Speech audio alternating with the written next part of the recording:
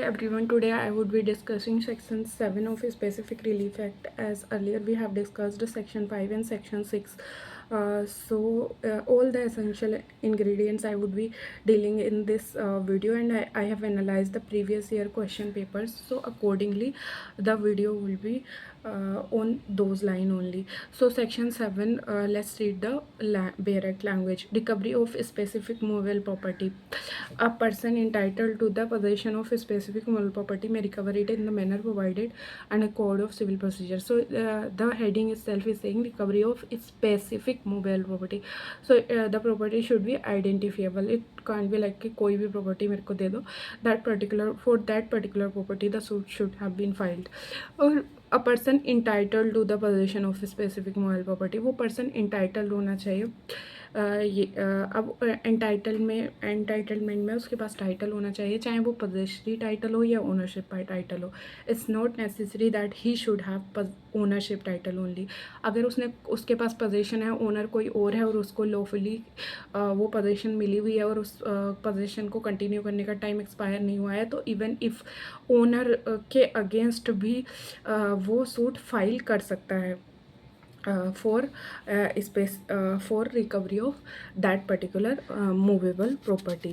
और ये जो है जो पोजीशन है वो प्रेजेंट पोजीशन होनी चाहिए. ये नहीं कि फ्यूचर में I would be entitled to get that property, so I am filing a suit.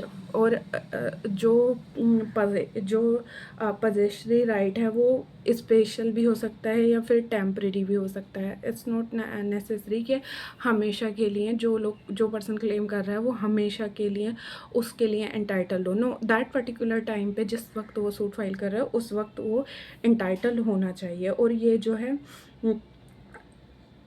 ये इसमें जो रिलीफ मांगा जाएगा वो एज़ पर फॉर्म नंबर 32 मांगा जाएगा. तो रिलीफ में दो चीज़ें इंक्लूड की जाएंगी. एक तो ये कि recovery of possession of movable property और मनी इक्विवेलेंट. क्योंकि अब यहाँ पे वाई एम एम्फेसाइजिंग कि क्या रिलीफ में मांगा जाएगा, because under section 8 when we compare section 7 with section 8, तो वहाँ पे मनी इक्विवेलेंट नहीं मांग सकते. तो यहाँ पे अगर आप प्रॉपर्टी दिला दे, कोर्ट प्रॉपर्टी नहीं दिला पाता है तो फिर उसके बराबर की मनी दिला दे.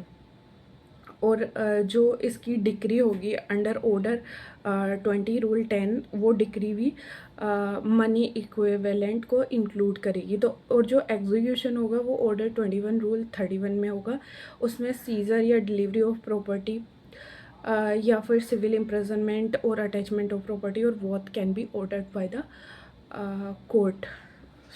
So if you want to further know the difference between section 8 and section 7, then stay tuned. I would be uploading the next video on section 8 itself and differentiating it with section 7.